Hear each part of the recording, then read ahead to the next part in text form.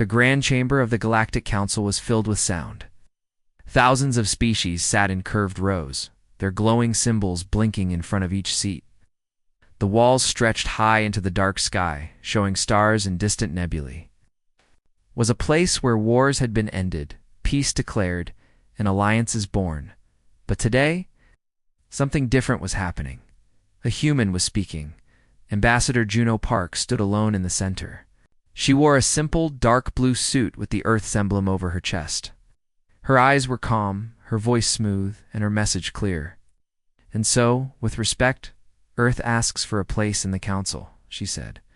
"Not as rulers, not as enemies, but as equals."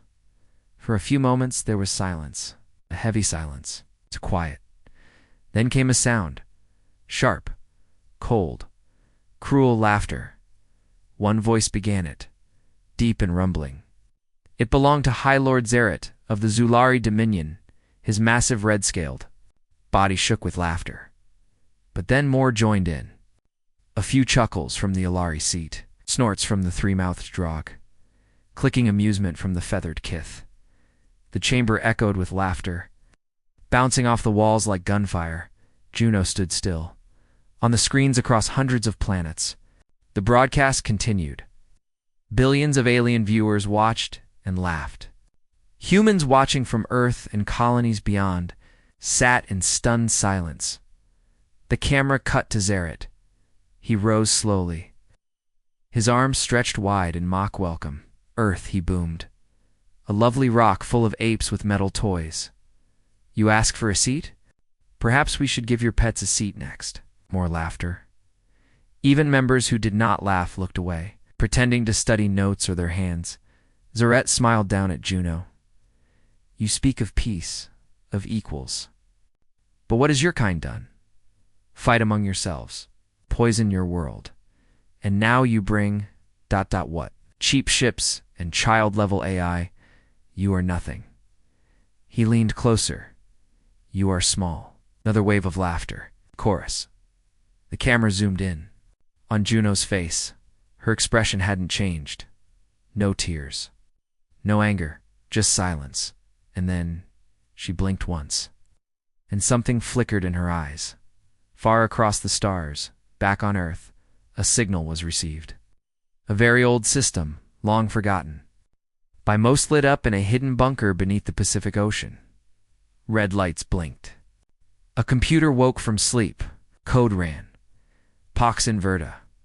Priority Omega on Earth. No one laughed. Juno stood quietly as the laughter died down. She raised her chin, took one step forward, and smiled.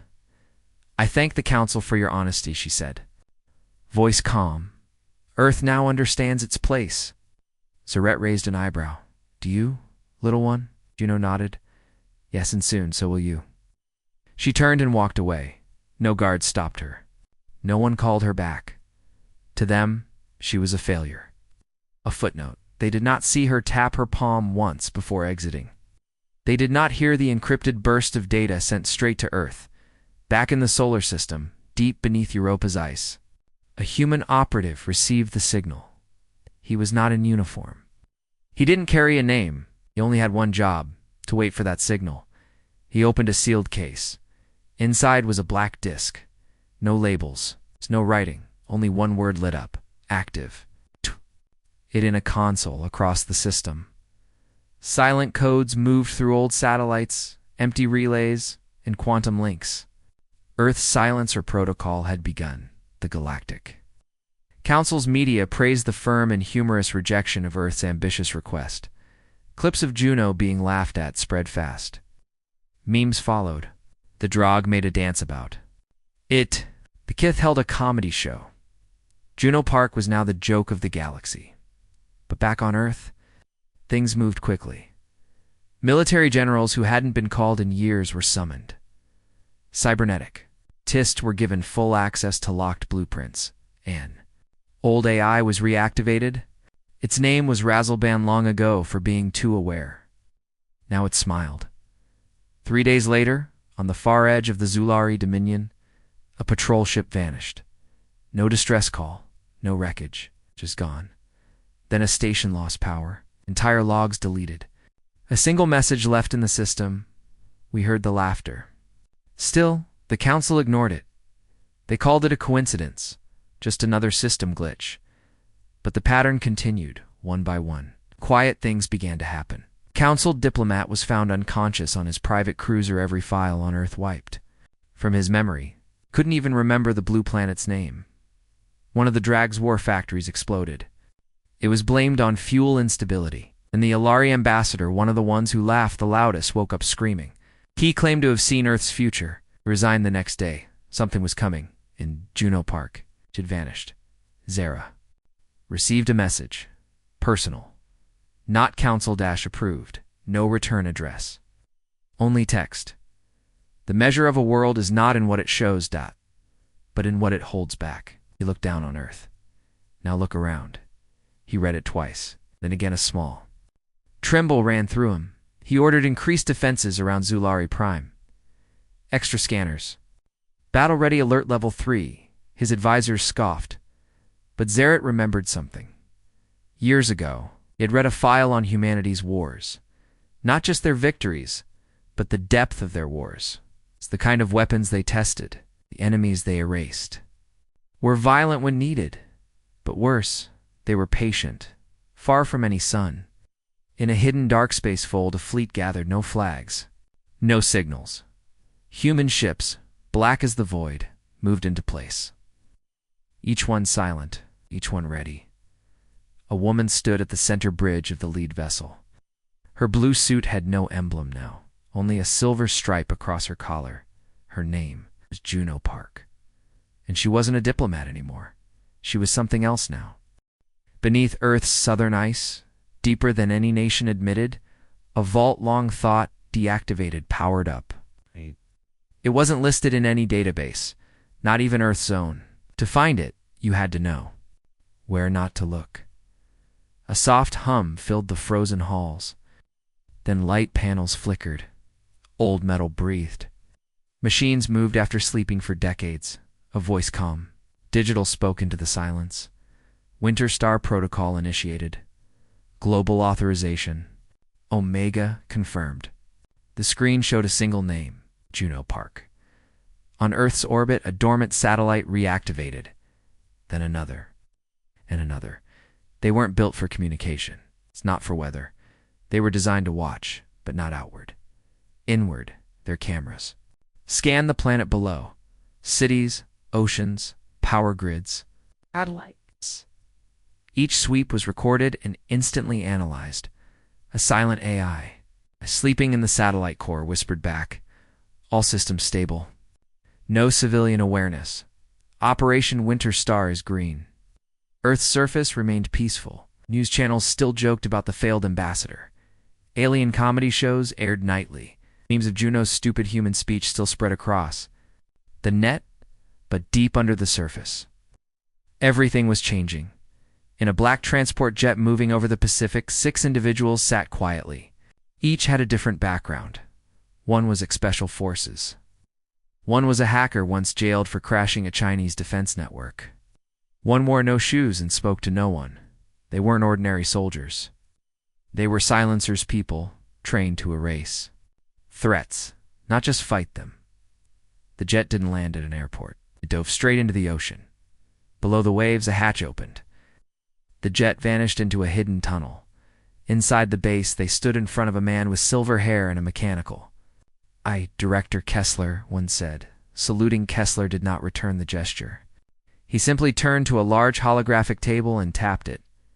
A map of the galaxy lit up. One section, near the Zulari border, blinked red.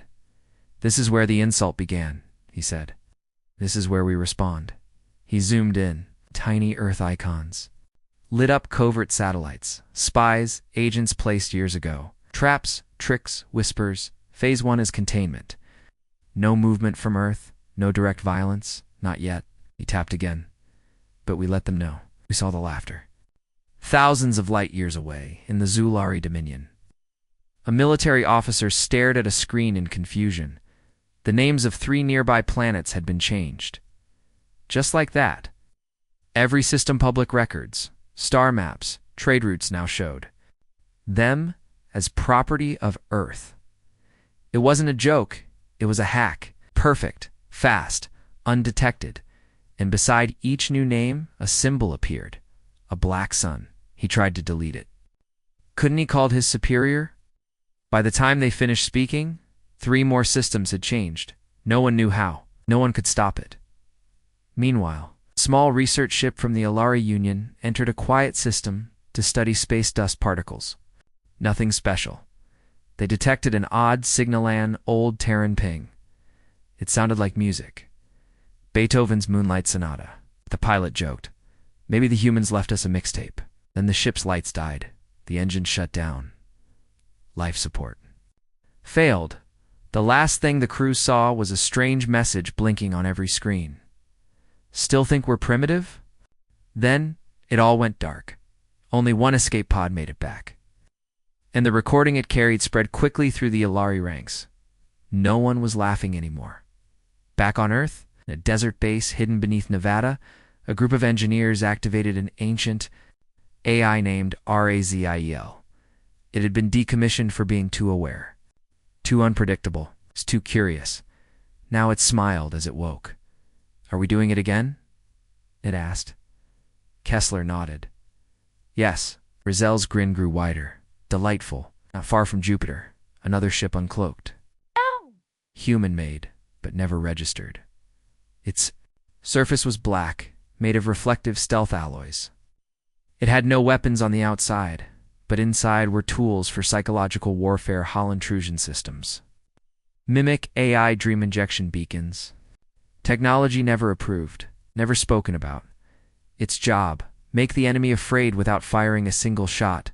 It broadcast a low signal into space, nothing threatening. Just a phrase, repeated endlessly on an encrypted wave. One voice fell silent. Now 1,000,000 rise. The message made no sense to most, but the council's analysts began to panic. In the Grand Chamber, days after Juno's speech, council leaders were uneasy. The Zulari reported strange sensor anomalies. The Drog couldn't reach 3 of their colonies that Alari lost to science fleet, and worst of all, something was happening to their data systems. Files were changing. Messages rewrote themselves. It was as if someone had rewritten reality itself. Could it be Earth? One delegate whispered. Zaret laughed again. Earth, please. We embarrassed them. Now they're sulking. But even, his voice sounded less confident, especially when a new file appeared on the Council's main screen, one no one had uploaded. It played automatically. A black screen, then a voice. Juno Park. She spoke softly. You asked what we've done? You asked what we've built. We've built memory, pain, patience. You took our hand and slapped it. Now we've closed our fist. Screen flickered. A final image showed the Galactic. Council's emblem cut in half. Then static. Zaret slammed the table. They dare to threaten us. The Alari delegate, pale and shaking, whispered that wasn't a threat. He looked around the room. That was a countdown. On Earth, Kessler stood on a balcony overlooking a secret launch silo. He tapped. His earpiece, Phase 1 complete. Psychological dominance achieved.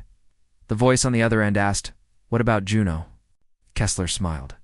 She's already en route to Phase 2. In deep space, aboard a hidden vessel, Juno Park sat alone. Her blue suit was gone. Now, she wore black armor with silver lines. She looked at a screen showing thousands of stars.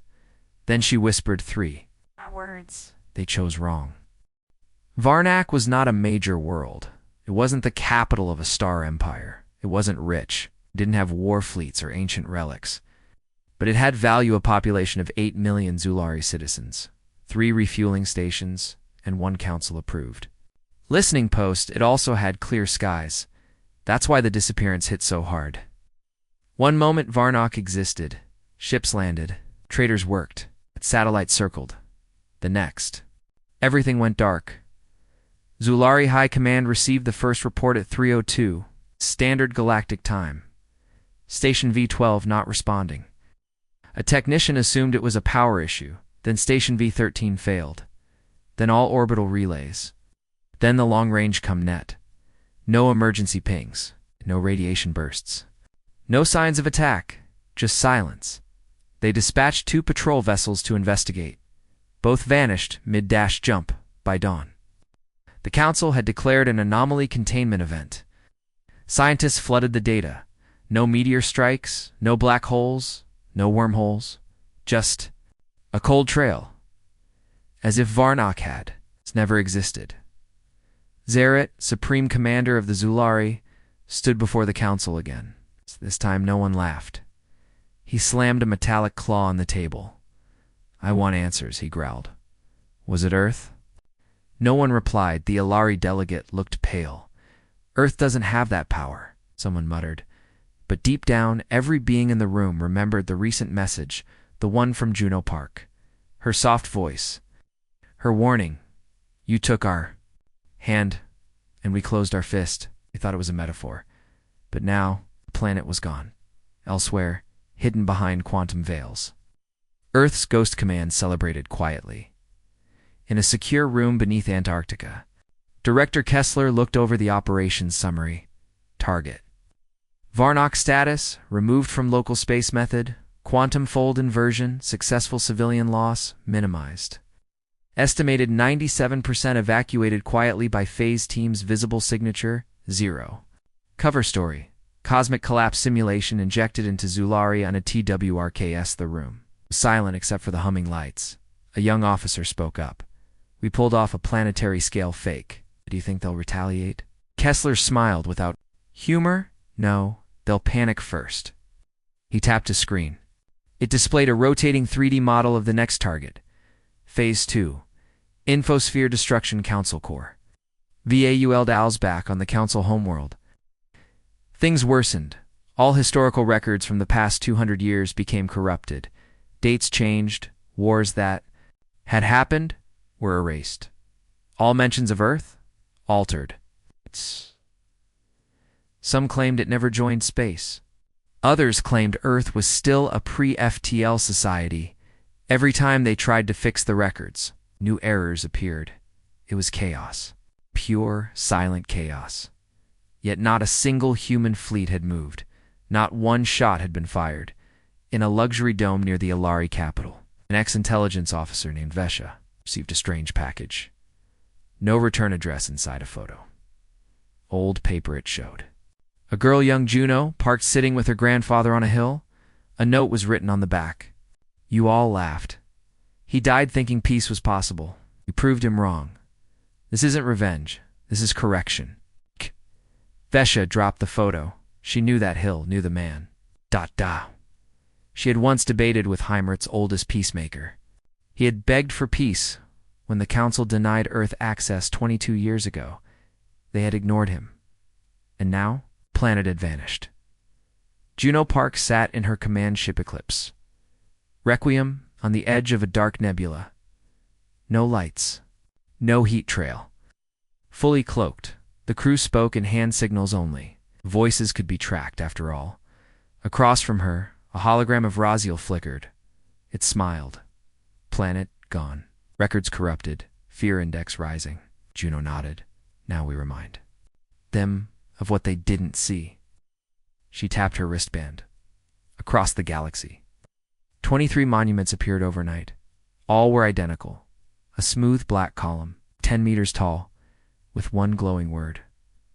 Remember. They showed up in parks, on space stations, beside embassies. On war memorials, even inside the Council's private gardens. No alarms were triggered. No footage showed how they got there. But every species recognized the message. This wasn't war, it was judgment. On the Council floor, chaos ruled. Jailer, ARI generals called for total war. The Drog wanted an investigation team, but none dared step near Earth. The Kith argued that if Earth could do this, they were too dangerous to live. Zarek stood again, snarling. No more jokes. No more games. We strike now, before they erase all of us. But even he didn't sound sure. His claws trembled, his voice cracked, because deep down, they were already losing. Earth didn't fight with fleets. It fought with fear, with silence, with removal. The final scene of that week came from a camera on the outer ring of a Zulari research station. It showed the planet Varnock reappearing exactly 7 days after its vanishing. The orbital structures were intact. The people were alive, but changed. Their memories were fragmented. Most had forgotten the council. Some thought it was still the 1800s. Others remembered a dream of a woman in a blue suit saying, "I asked, you laughed. I returned. You forgot." Station sent out one final report, then its crew erased it, out of fear. The council hall was no longer quiet. Fear gripped every species seated inside. For the first time in decades, the Galactic Council was fully present. No absent votes, no silent allies. Everyone had come, because everyone felt the same thing now: terror. The Zulari sat tense, eyes shifting. The Drog whispered to each other, one eye on the exits. The Alari simply stared at the empty seat marked Earth, and above them all, the high chair shimmered to life. Counselor Threx, a being of living crystal and reason, stood slowly. Varnock disappeared, he began. Returned a week later. Its people remembered dreams instead of facts. Their minds tampered with. He tapped a panel. 10 systems report similar anomalies. Data corrupted, satellites hijacked, monuments placed. He paused, looked around. The chamber, all fingers point to Earth. Gasps echoed. Even those who hated Earth still hoped it wasn't true, because this wasn't war. This was something worse, Counselor. Zarit, of the Zulari, slammed his claw on the floor. This is what we get for laughing at a species still burning oil a century ago. He barked. They want revenge. He pointed toward Earth's empty chair. Well, I say we give them more. The chamber erupted. Some cheered.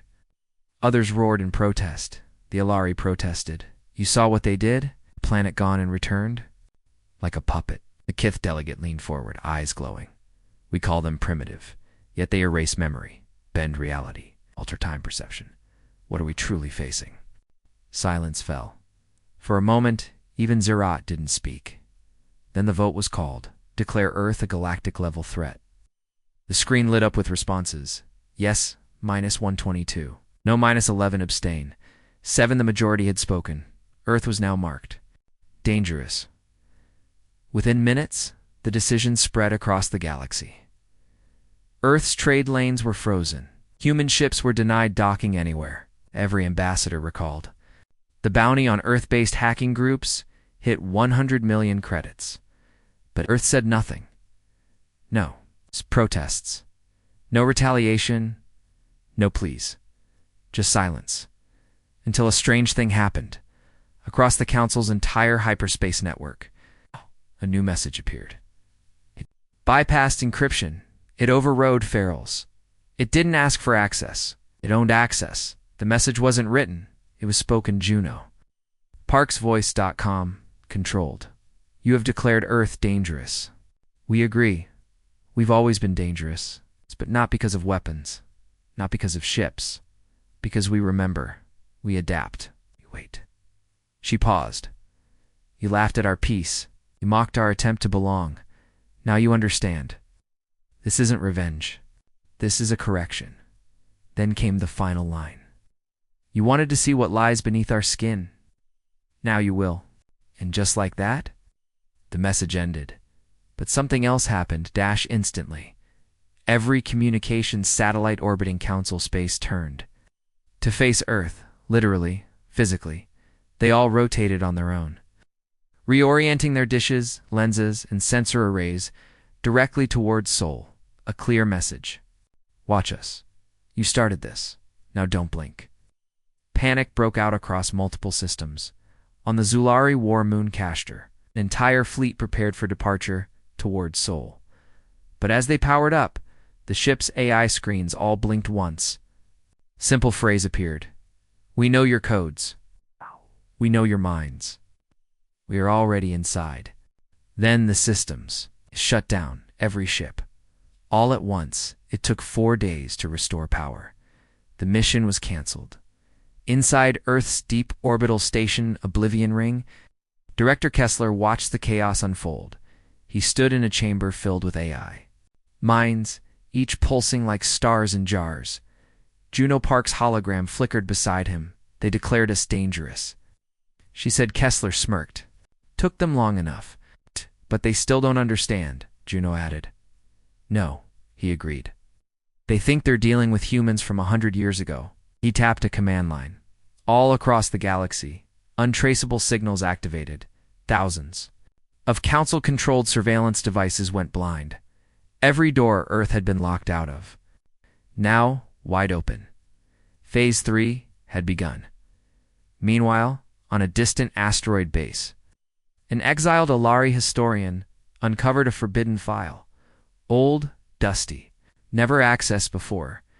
It showed Earth's development over the last century. Massive leaps. Biological computing. Reality-twisting physics. Emotion-driven code. Civilizations within simulations. The historian gasped. They didn't advance like us, he whispered. They skipped steps. Suddenly he understood. Earth wasn't primitive. They were quiet. Back on Earth, Juno Park walked through a quiet forest. No soldiers, no fleets. Just wind, trees, and silence. A child walked up to her. Are we going to fight? The alien's Juno knelt down, smiled sadly. No, we already did. Did we win? We made them think. That's enough for now. Then her eyes hardened. But if they come back, she didn't finish. She didn't have to. There had always been secrets in the Galactic Council. But after Earth's message, after the satellites turned and fleets went dark, those secrets started to rot from the inside. Counselor Vesha of the Ellery was the first to notice. A data spike. A power flicker. A missed signal that didn't make sense at first. She assumed Earth had caused it, but when she traced the signal back, it wasn't from Earth. It was from inside the Council's own chamber. Someone had used Earth's chaos to launch a silent coup. Not an army, not an invasion, but something far worse: control. That night, in a hidden tunnel beneath the capital city of Core 5, 3 Council aides met in secret. None of them were human. All of them wore pulse-blocking cloaks. Each carried a data drive filled with forbidden knowledge's original requests for peace. Trade offers, technology sharing, all rejected, all buried. The truth was now dangerous. One of the aides, reptilian drog named Skell, spoke in a harsh whisper. They didn't just reject Earth. They humiliated them, blocked their access. Them look like animals. Another, a small silver-furred kith, nodded. And now the others are panicking, trying to silence what's coming. The third, the youngest, just said one word: traitors. Meanwhile, back on the council floor, Counselor Zaret, the Zulari war leader, paced in front of the emergency committee. We must take control of the media. Earth's tricks are infecting our people's minds. The more they see, the more they doubt us. Others nodded, but not all. Counselor Vesha stood slowly. There's something wrong here, she said. This fear didn't come from Earth. It came from us. Someone is using Earth's silence to rewrite history. Zerat's eyes narrowed. You're defending them? No, I'm asking the right question. Why are our archives changing? Why are our orders being rerouted? Earth isn't hacking us. Someone inside is. Zerat hissed. Earth's allies speak louder than Earth itself. Then calmly, he pressed a button. All lights dimmed, and on the screens above them, dozens of names appeared. Delegates, assistants, advisors, all marked, terminated. In a dark room far from the chamber, Juno Park watched the feed. Her expression did not change. Razel's voice echoed beside her. Internal purge confirmed. Zulari counselor. Attempting total control. Phase 4 beginning. No nodded. Proceed. A screen lit up. One image filled it: ZARET. The next day, Zaret entered his armored shuttle. 10 guards surrounded him. The hangar doors sealed. They launched, and then silence. The shuttle never reached orbit. It didn't explode. It didn't drift. It simply vanished. In its place, a single signal appeared in the local system. He laughed. He purged. He vanished. Panic swept across Zulari space. A purge had begun and Earth didn't even need to fire a weapon across Council space. Strange things started happening. On a Kith moon, a supercomputer began reciting human literature lines from Earth's oldest tragedies and wars. On an Alari station, doors locked until the crew sang an ancient Earth lullaby, one that no one remembered, teaching them. On a Drog warship, the main cannon refused to fire, instead displaying a quote, "You mocked our diplomats, but you trained our ghosts." In the council hall, Vesha returned. She carried a single data chip. This was buried in the archives. She said, "Earth's early messages." They were clear, honest, full of hope. She played them out loud. A young Juno Park, years before her famous speech, spoke on the screen. "We come not with weapons, but with open hands. We ask not to dominate, but to learn. We offer not threats, but friendship. If you accept it, we grow together. If you laugh, we grow anyway." The chamber was silent, for the first time. Ashamed, but Earth was not done. A second message arrived. It was short, direct, and terrifying. "We never wanted war. We warned you. We waited. Now we write the ending." Meanwhile, far beneath Earth's surface, in a city no one had ever heard of, the folded core preparations began. Massive machines, humming with thought, creatures part human, part algorithm, emotion fueled systems. A civilization ready to act without firing a single shot. Juno stood at the edge of the chamber, watching the massive central structure awaken. Beside her, a child asked, "What is that?" She answered, "It's what comes after diplomacy dies." It started with whispers, a forgotten song, a childhood memory no one remembered having, a face that never existed, but felt familiar. The Galactic Council didn't realize it at first. They were too busy fighting each other, blaming Earth, blaming spies, blaming systems. But deep in the minds of millions across the galaxy, something had changed. It was subtle. On the mining world of Talaran V, a Drog worker stopped mid-task. He blinked. Confused, he looked down at the metal slab he was cutting. He had drawn a blue marble. He didn't know why. He didn't even know what Earth looked like. But the image had come to him clear, strong, haunting. Later, when asked about it, he said, "I dreamed I stood on its surface. I heard laughter. Then I cried, and I don't know why." Across 50 more planets, similar stories spread. A war captain woke up speaking in a dead Earth language Latin, though he'd never seen it before. A young Ellery girl began drawing the solar system in perfect detail on her bedroom wall. A Kith elder heard a voice whispering, "Do you remember who you were before you laughed?" The council labeled it cultural interference, but the scientists called it something else: the memory plague and the origin. Every trace pointed back to Earth. What no one understood was that this wasn't a weapon. This wasn't even a virus. It was a gift. And that terrified the galaxy more than anything else. Because Earth wasn't attacking with force. They were reminding, planting memories, whispering truths, rewriting shame into guilt and guilt into fear. Inside the secure citadel of Varnock, Prime, the top neural researcher, Dr. Levin Chris, ran a test on himself. He had been skeptical of the reports until he found something strange in his dreams. A recurring figure, female, Asian.com eyes. She never spoke, just watched. He scanned his own neural net and found a buried message hidden inside his REM patterns, encoded, elegant, and terrifying. Juno Park's voice. "We begged you to remember us, so now we help you remember yourselves." In the council chambers, panic turned to desperation. Dozens of worlds cut off contact with Earth entirely. But it didn't matter. The plague wasn't spreading through ships. It was in the data, in the light, in the compressed files everyone ignored, in the backups, the archive noise.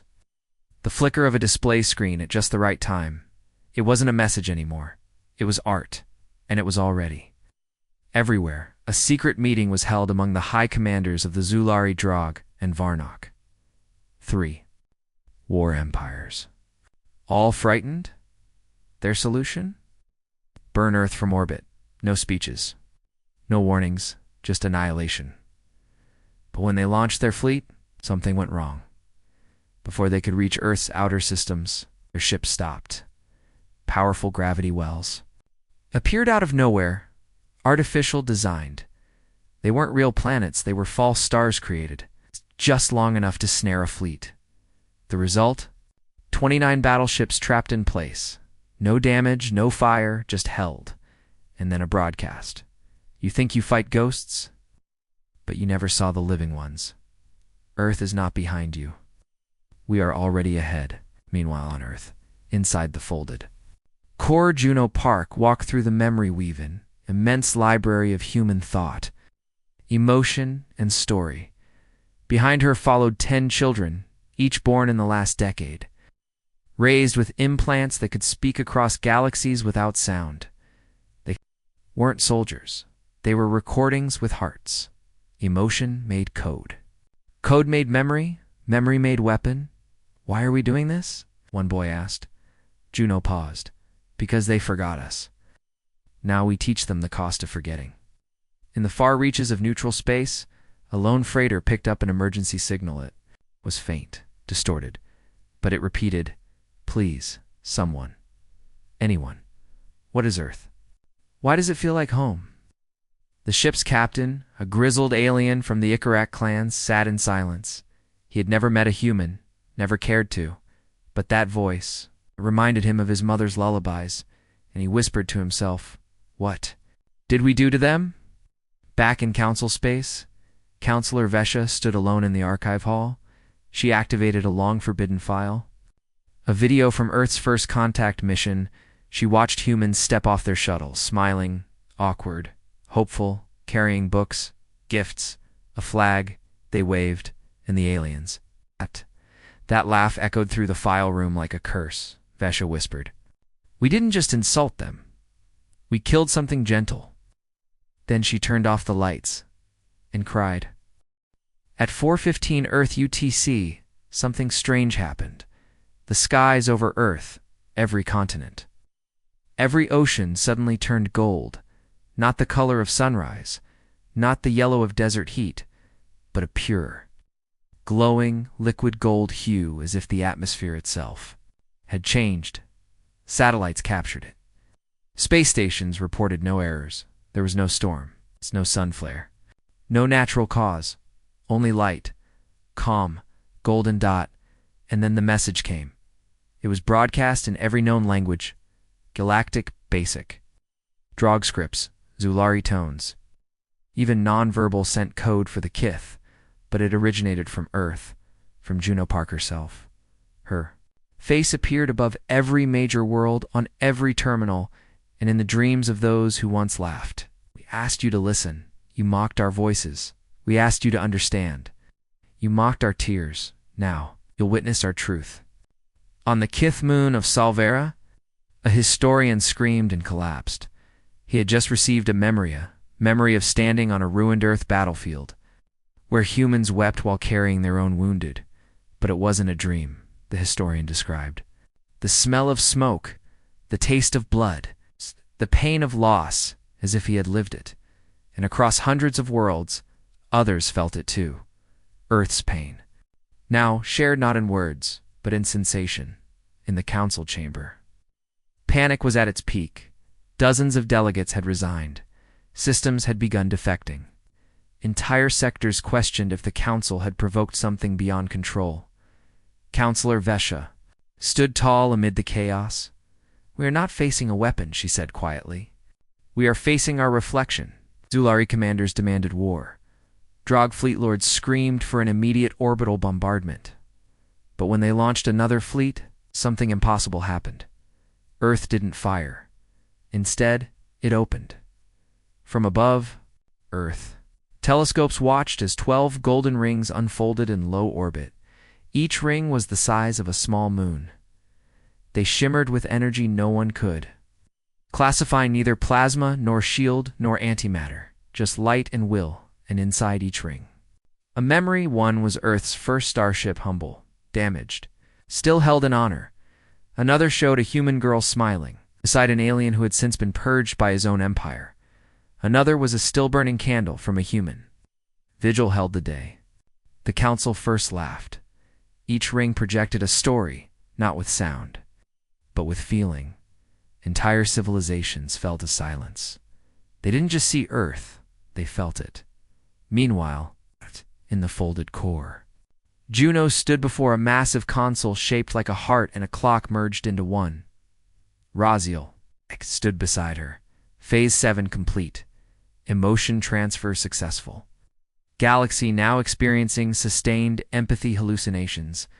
Juno looked tired, not angry, not proud, just tired. Do they still think we're the monsters? She asked. Raziel paused. No, not anymore. Now they remember what they became. Aboard the Council ship Ascendant Light, Commander Harson of the Drog Navy broke down crying. Not from pain, from shame. He saw himself. Decades ago, mocking Earth's translator as a weak animal with no honor. Now he couldn't stop hearing. Her voice so gentle, so hopeful. We want to help. Please let us try. He remembered laughing in her face. And now, as the golden sky bathed his viewports, that laugh felt like a curse that would never leave him. On Earth, humanity stood quiet. There was no celebration, no cheer, no dancing in the streets. Because this wasn't a victory. It was a warning, a reminder. A galaxy that once called them primitive now wept under the weight of human memory. Even animals responded strangely. Birds sang in patterns matching Earth's lost music. Dolphins echoed sounds of forgotten lullabies. Trees bent ever so slightly toward the golden sky, as if Earth itself mourned, and the universe listened. Inside the United Human Alliance Command, General Alara Monroe spoke before a gathering of the last Terran High Council.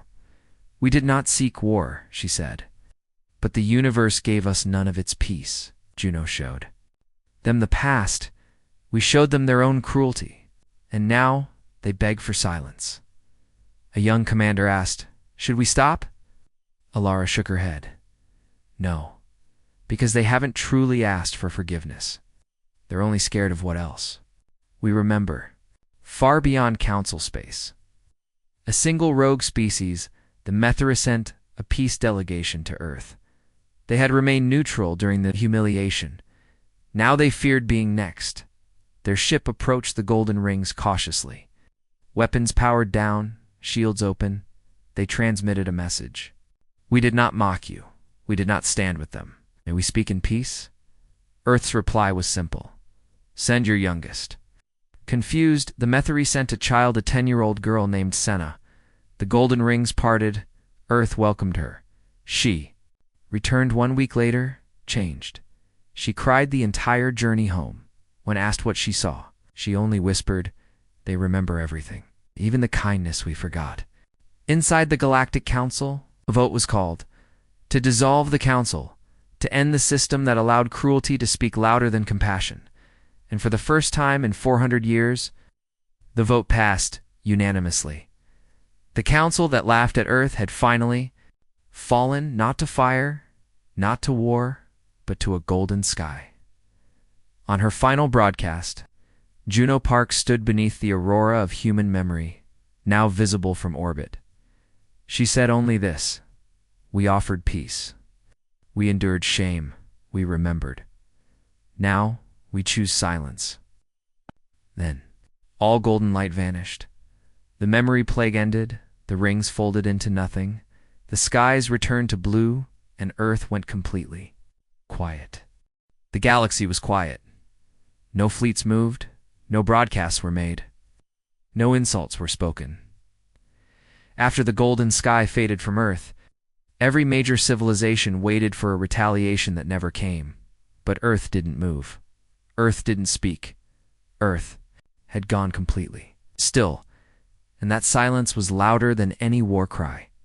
Across the outer systems, alien leaders gathered in secret, the Zulari priest kings, the Drog warlords, even the last Kith songweavers. They all asked the same question.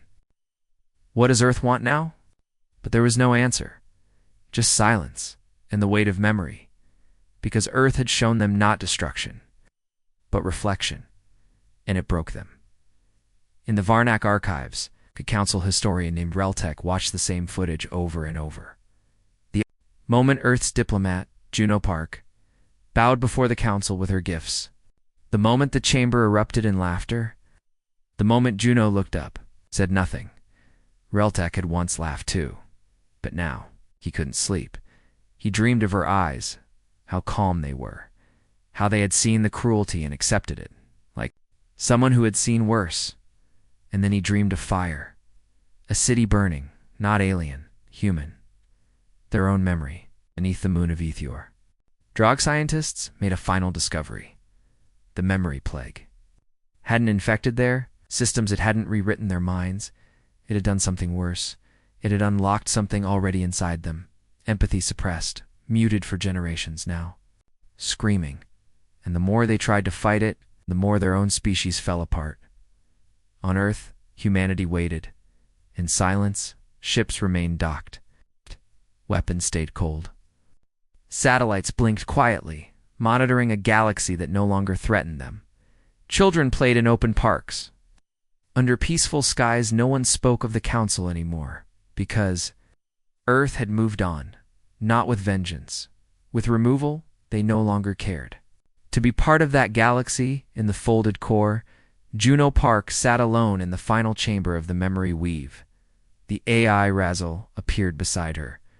"Are you ready?" it asked. Juno nodded. "I am." The AI tilted its head. "Once we send the last message, we become ghosts." Juno smiled faintly. "We already are." The last message was not broadcast. It was embedded in light. One last wave of golden particles, sent through every lens, sensor, and come relay across the stars.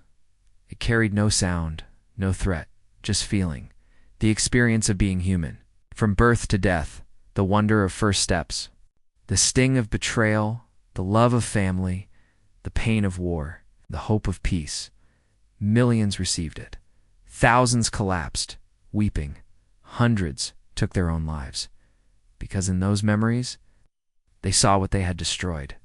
The Methri sent a second envoy to Earth, this time. Not for diplomacy, for asylum they begged to stay. They offered land, technology, secrets. Juno replied through Rizel. "No one is exiled, but we do not open the gate again. You may remember, but you may not return." The Methri accepted. They built a small station near Jupiter's orbit, never setting foot on Earth. They simply watched and remembered, in a final desperate act. A rogue Zulari admiral launched a last, hidden missile toward Earth's upper orbit. It was a fusion warhead, wrapped in stealth tech, but it never reached its target. It simply stopped frozen mid-space, and then reversed course. It landed without harm on the admiral's own homeworld in front of his war council, with a message burned into its shell: "You still do not understand. We are not destroying you. You're destroying yourselves." In the decades that followed, Earth faded from the maps. No one knew what they were building. Satellites went dark, frequencies turned to static. The stars around Earth grew hazy with strange interference, like a cocoon closing tight. No ship that entered the Sol system ever returned. But there was no wreckage, no violence, just nothing. Earth had become a ghost in the galaxy, a memory, a mirror no one wanted to face. Counselor Vesha, now old and exiled, spent her final days watching archived footage of humanity's rise. She whispered to herself, alone, "They could have burned us all, but instead they made us remember who we used to be." With those words, she died smiling, the last counselor to ever speak the word Earth. 1,000 years later, the galaxy was changed, empires fell, new alliances formed. But Earth remained a mystery. A myth. Children were told stories of the silent ones, humans who once spoke through memory, not war. Pilgrims floated near the edge of Sol, hoping to see even a glimpse. None ever did, except once, a small scout vessel. From a distant colony, reported a signal, a golden shimmer in the distance, and a whisper, "We offered peace. You chose. Shame, we gave memory. You gave silence. Now we rest." Then the shimmer vanished, and Earth was never seen again.